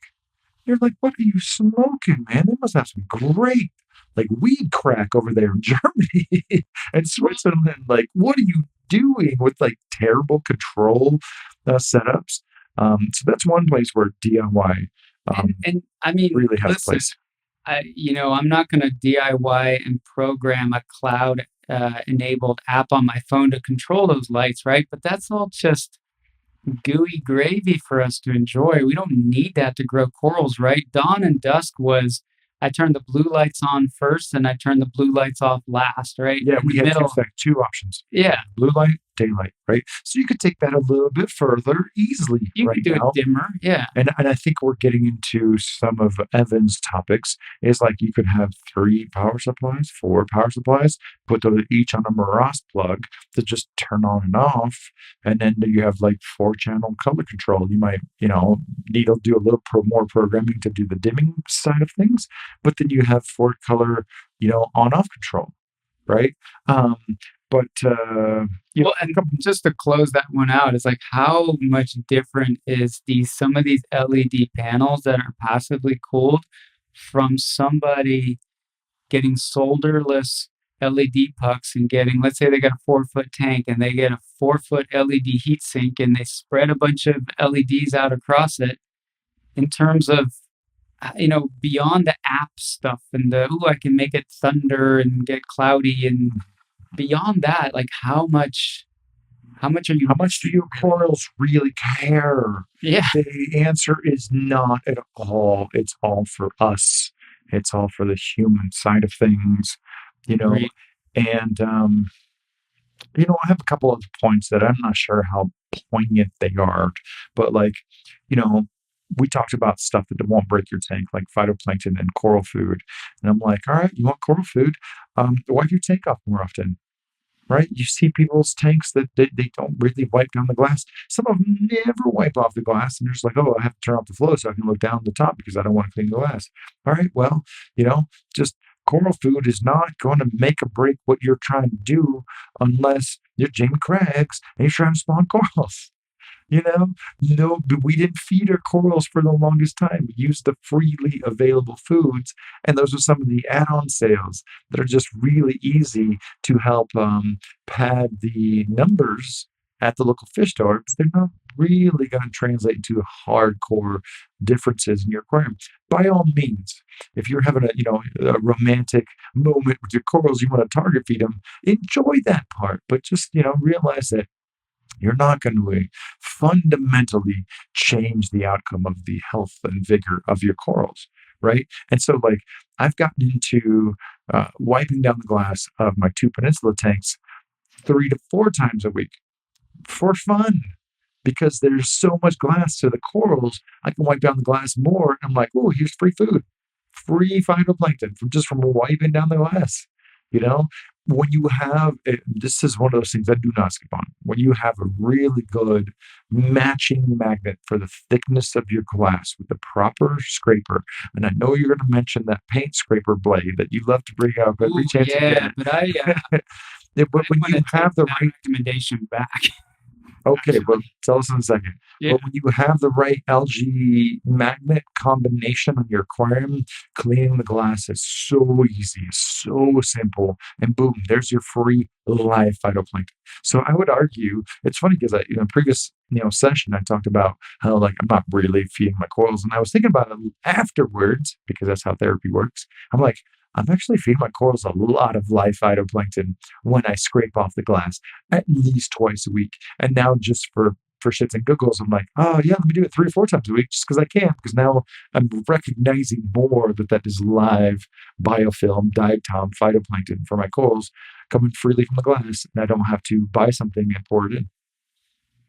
Yeah, I was gonna, regarding the paint scraper, it does not have rounded edges, and if you go side to side by accident, you will gouge your glass. So, I fortunately I did that on the back glass, because that's where I love to use it to, I let the coralline build up on the back glass, and then every once in a while I get motivated, but after it builds up, right, you need to go in there with some elbow grease, and so that's where a paint scraper is great. But I did put a little scratch in, and I was like, maybe this is not something I should recommend to people. Because kudos to Tunzi and the algae magnets. They all have that nice curve, so that it's a They little know. more forgiving if you They know. go the wrong way with it. So Yeah, I know we focused this session of Reef Therapy a little bit more on the equipment side of things, but I feel like a lot of the romantic spin that's being provided to the reef keeping audience is a promise of making things happen faster. mhm. You are paying 3 to 4x whatever cost on the tank, on the equipment, on the auto dosing, on the feeding, on the auto testing to make your stuff grow 20% faster at best. At best, you're paying such a huge premium because in your mind you think your stuff is going to grow faster, and it doesn't matter if it grows faster because it's not worth that premium. Almost every single romantic marketing line is trying to express to you how your corals are going to grow faster and better, right? But if you just wait, you'll get there. You'll get to the finish line, you know. And I feel like I want to switch gears a little bit into the livestock because everybody's hot for tenuises and torches. And 2 years ago, a frag of tenuis or torch, let's just say $1.50, right, for an average one of each coral, LPS and SPS coral. And now you're looking a little bit more like, let's say, 50 to 75 bucks for a polyp of torch, and the same price will get you a colony of tenuis. And if something's super duper hype, Mark and I have been doing this for a really long time, and we're not flexing. We're just like pragmatic. I remember when the first frag of watermelon alien eye challenge coral, pink with green mouths and green eggs, was $400 in 2001. That was crazy price for corals. I bought my first frag, like a nice, decently sized chunk for like $50 6 years later. I just waited. Yeah. And same thing with my Miami chalice, right? That was $1,200 frag coral. It's neat, but it was mostly hype. I bought a small colony of it for like $200 10 years later.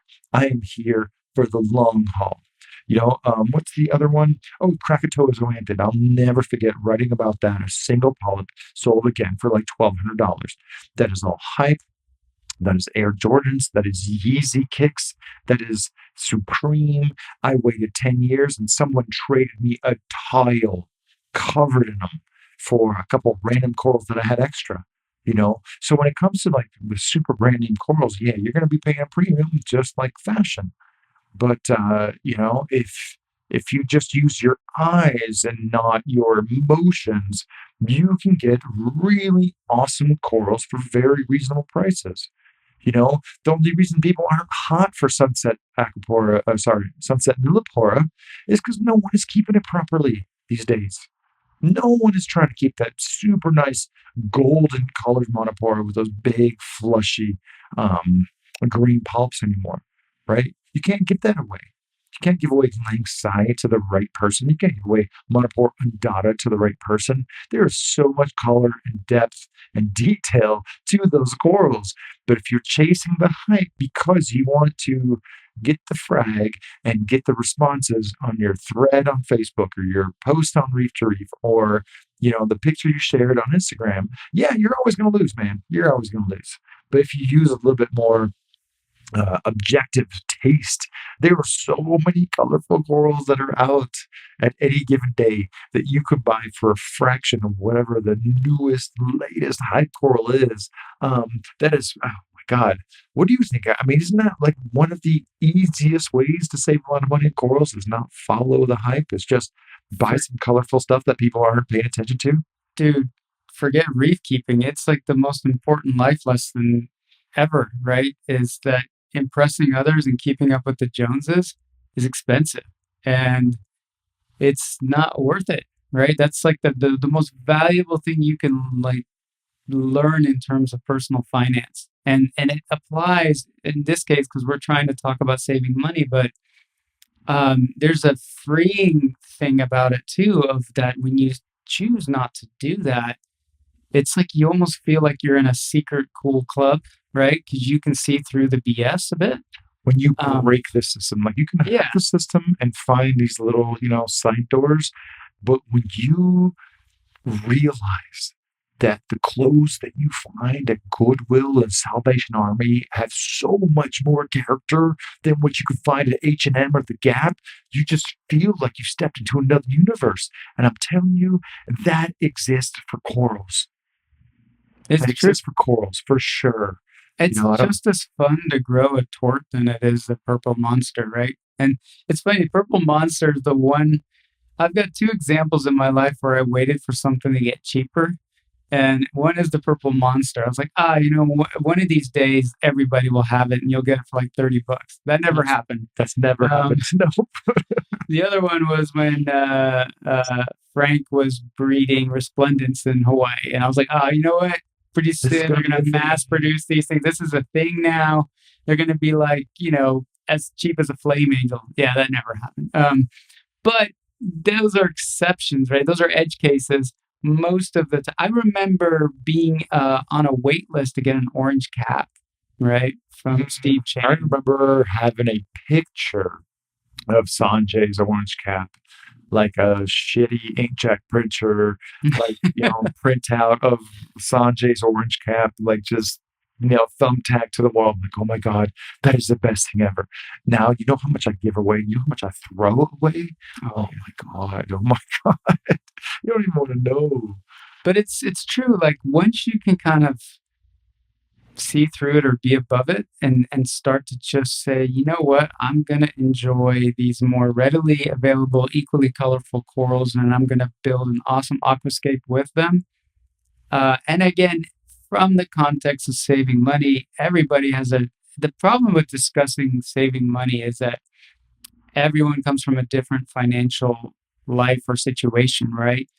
For some people, buying a $3,000 fish is like nothing, right? It's pocket change. It's how much they spend on It's a wine at a rounding error. dinner, right? A bottle of wine. So it's hard to, it's all relative, right? But if you're in it like, man, I really want to get into reef keeping, but it looks to be too expensive for something that I want to do. It does look that way, right? Yeah. If I was just starting from scratch, looking in, going to some groups and just chatting some people up about how much does a tank cost, how much does a little rock cost, how much does this and this and this and this cost? Like, holy crap, I'm looking at a five-figure price tag. I'm like, I'm gone. I'm running the other direction. I'm getting into reptiles or freshwater or houseplants. And it always has been like this because when I was a middle school kid and I would hang out at local fish stores while my mom was grocery shopping, and I would get my fish magazines. I was convinced that on my measly allowance, I could not get a saltwater aquarium going because I was convinced that I needed a very high tech wet dry filter and I needed a protein skimmer, and I couldn't afford either of those, and there were no affordable options back then, right? Like this, I think the reason people talk about the Skilter was like that was sort of like the first like, It's a hey, breakthrough. that was like a protein skimmer a middle school kid could buy, right? It was a Yep. piece of crap, but You could um, mow lawns for a couple months and you could afford a power filter combination protein skimmer, yeah. only to discover how terrible that protein skimmer was. And it was an article that Julian wrote that he probably has already like he's written so many articles he probably doesn't even remember this, that he wrote in one of those annual magazines, and it was just like how to set up a simple tank. And back then live rock was a thing, right? So he's like, buy some good quality live rock, put 4 normal output tubes on top, put a power filter on the back, and boom, you have a aquarium with marine life. And I was like, and today we all keep nanos, or we keep an all-in-one that doesn't have a skimmer, and but back then, when there was no internet, that article was like, oh, wait, I don't need that Dupla or that platinum biofilter $600 sump in 1990s dollars with the before you spinning add the wheel, freaking spinning spray bar. I don't, but I was convinced by all the magazines. other articles. Yeah, that I needed all that, and I was like, "Well, I can't afford it. I'll just do African cichlids because they're colorful." And Dude, that was my first like that was not my first aquarium, but my first like purposefully set up aquarium was yeah, African cichlids because it was kind of pitched to me as like saltwater fish without the salt. yeah, you could even do the dead coral skeletons and everything with them Oh yeah, because they love full on. the basic water, right? But I feel like now it's not the magazines; it's the YouTube and the social media and all that. But it's the same thing, right? Like you're gonna walk in and think, okay, I like this one YouTube guy. He's kind of cool. I'm gonna start following him. Oh crap, I need an ozonizer. Oh, I need a CO2 scrubber. Oh, and it's like, ooh, no, no, you don't, man. No. I want you to notice, the listeners will notice, we have not even talked about controllers. Like, I know you'd like to dabble because you're an IT guy and you understand a little bit more of what's happening behind the scenes, but I don't have my only controller is my tiny little controller box for my twin tech calcium reactor. It all it controls is the flow speed, the water flow through, and the injection of carbon dioxide. But all these other kind of smart features, they're cool to have on your house and they're cool to have maybe on your car and some other things.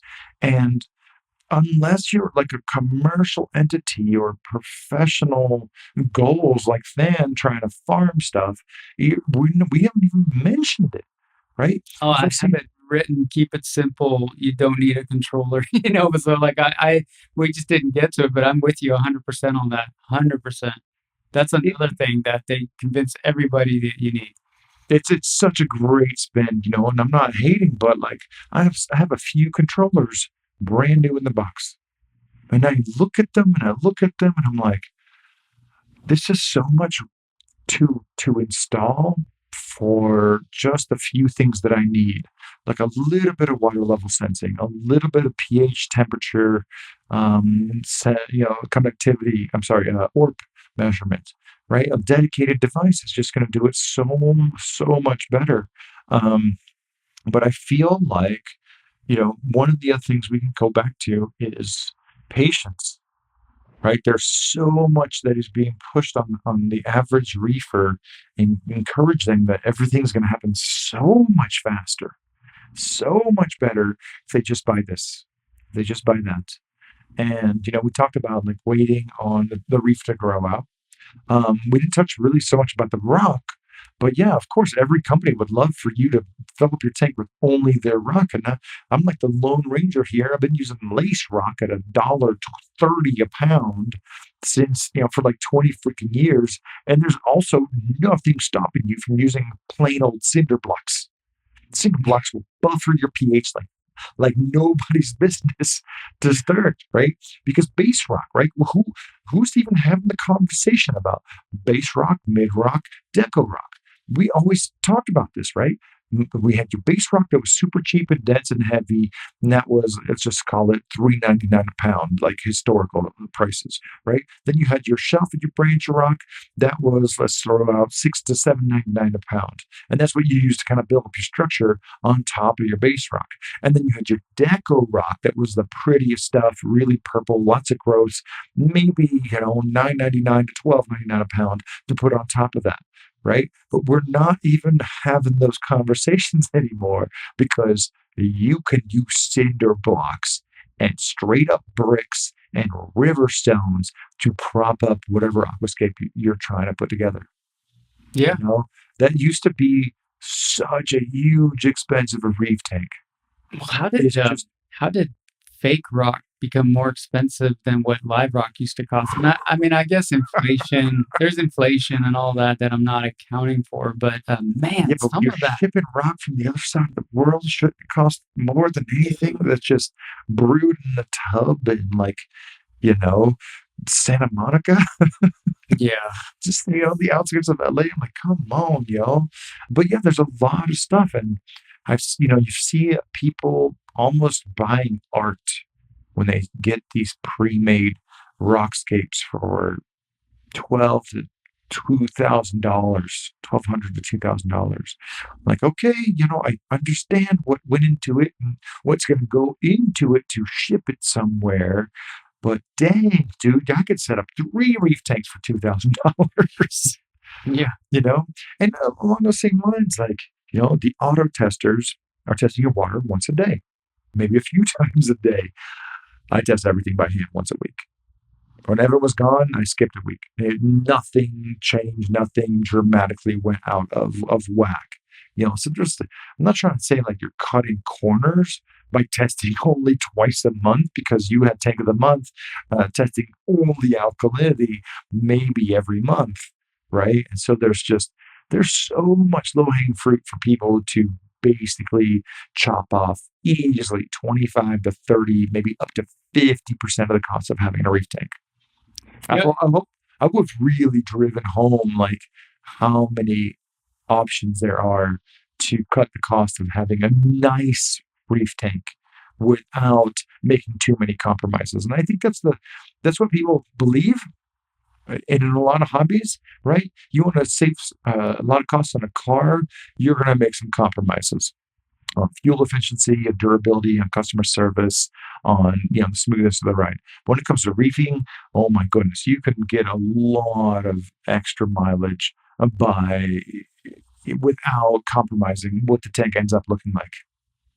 A lesson that I've had to not relearn, but I tend to relearn based on just unique situations that happen, like moving houses or moving my tank from upstairs to the basement and then moving it back up. And, the one thing you run into is you can't fit all the corals you had back into the exact same tank, or you downsize tanks, whatever. But even like moving a tank from one location to the other, you try to put it all back together. You're like, oh, none of this all fits. And now I got extra rocks and extra corals.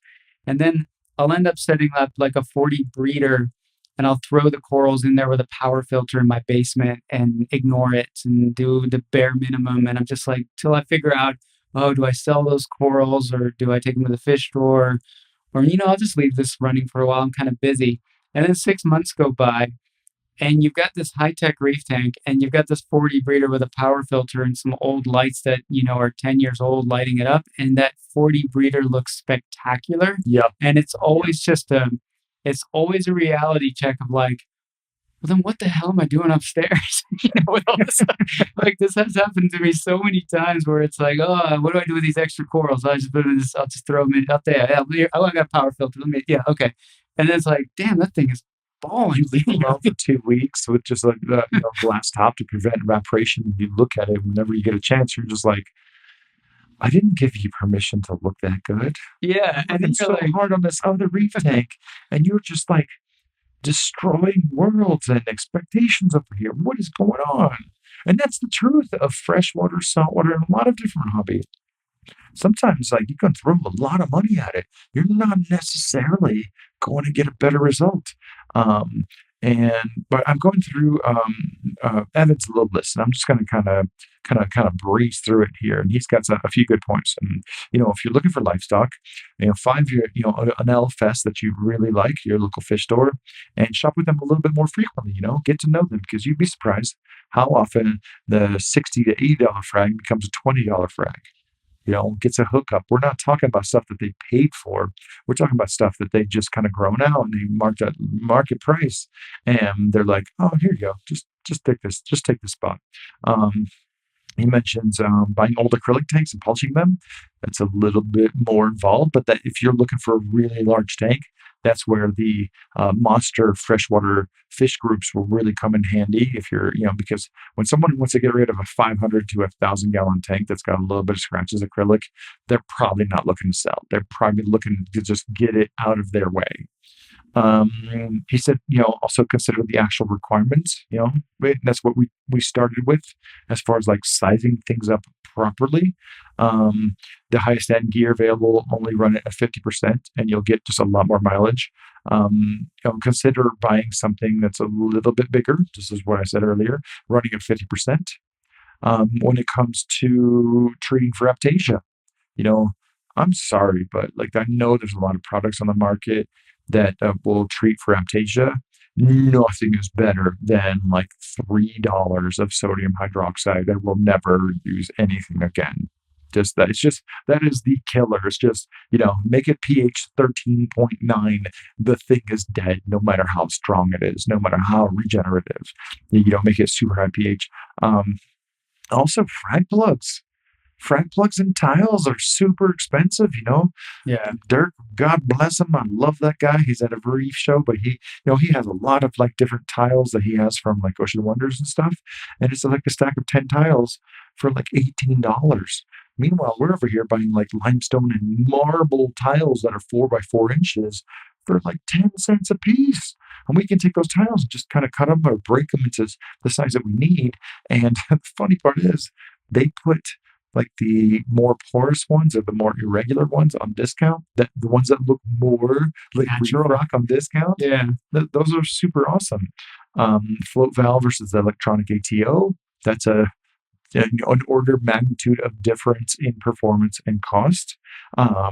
We have started using some old picture frames as glass lids for some of our smaller to medium-sized tanks. That glass is super thin, and as long as you don't, break it, it's not going to cut you. But you're talking about like $3 for a picture frame versus $25, $30, $50 for an actual aquarium lid. He mentions keeping your equipment clean, right? We talked about maintenance before. But if you keep your aquarium clean, then it's not going to break in the first place, so you don't have to replace it. So sometimes you buy the right piece of gear, but you don't keep it running so well. If you haven't cleaned it in a year, no matter what it is, I'm telling you, you need to clean it. Well, there's been examples of people going, my skimmer sucks, I need to upgrade, but really the skimmer just needed to be cleaned. Just once. Just once. And they'll probably work better than you did on day one, because now it's broken in and you know how to dial it in. He mentions, breeder tanks as sumps. Sand. Sand can be an expensive part of setting up a reef tank. You can drop a few $100s on sand. So he's not talking about the drawbacks of sand. He's just saying, like, you don't really need it. Just skip the sand out of it later if you want. And there's a few $100 extra in your pocket, right? A 30-pound bag of Carib Sea aragonite. I don't know what it goes for these days, like $30 to $50, right? You have a very large tank. You add several of those, there's a few $100s of handicap you're adding to your reef aquarium experience. And he's got a really good point on his last point is like, if you really want to save the most money, just stick to freshwater. And that's not the point that I want to end on, but it's kind of a good point. If saving money is your main prerogative, just keep some freshwater stuff. You keep some African cichlids, grow them up really nice. You'll do really well. But I think Don't you the hate more when people say that too about a hobby? It's like, oh, but that's so expensive. And it's like, well, yeah, I didn't get into it to make money or to be, I didn't say, you know what is a very smart way to like invest this $2,000 to buy a reef tank, right? Like, no, right. hobbies are something that give you joy in life and you're willing to throw money away at for joy, right?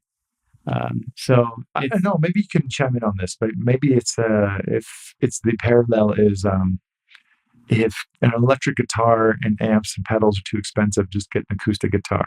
Does that translate, you think? Well, so like we invested in a boat, is it this year or was it last year? I don't know. And the thing that every boat owner here says, oh, the best days of owning a boat, the day you buy it and the day you sell it. And oh, they're money pits. And it's like, yeah, they are. But that's not why you buy it. Like you buy it because yes, it is a money pit, but they're really fun. Like they're really fun to have. And it sucks to spend money sometimes and you're pissed that you have to repair something, but it's a hobby, it's and if you fall on hard times, get rid of the reef tank, right? Get rid of the boat, get rid of the guitars or the camera gear. Like, If you buy things for a sensible price, especially some of the mid-range stuff, you are going to recoup your investment like 75, 80%. If you buy super cheap stuff, you'd be lucky to get 10% back on it. You'd be lucky to give it away. If you buy really expensive stuff, I mean, some of the Kessel and AI and Ecotech stuff really holds its value for quite a long time. That's it's quite impressive. But his last point, I think that my last point is we focus a lot more on the equipment side of things, and we talked a little bit about coral prices, but quarantining your fish and buying proper fish and oh healthy yeah, fish. I mean, I'm still replacing fish, man. I'm yeah. still replacing fish. A month ago, I bought 10 Banggai cardinals. It's about $250. They were $25 a piece. I don't have any of them now. I put them straight into a quarantine tank and tried to quarantine them. And it was later on that I remembered that they all have a radio virus that just can't be treated. And if they come down with it due to stress, there's nothing you can do because it's a virus. It's not a bacteria, right? Boom, there's $250 of credit because I'm robbing corals. But fish is another one. Like you see, let's just say, I mean, this used to be the common argument, right? Like, okay, this flame angel is $59.99, but I can buy this other flame angel for $29.99 on sale. Yeah, but maybe that $29.99 fish has been treated like a $30 fish, and it is not super healthy, and it's going to die in your tank, or worse, it's going to infect the rest of your fish, and then they're going to die. You're going to have to replace them.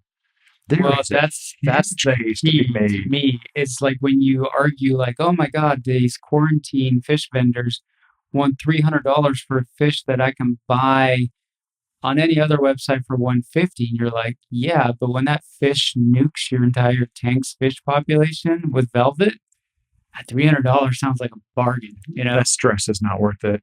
I'll say there's a lot of daylight between a $20 grandma that is just fresh that you could probably just throw into a 10-gallon tank for a week and just see what happens versus $150 premium, hyper quarantine gorilla grandma.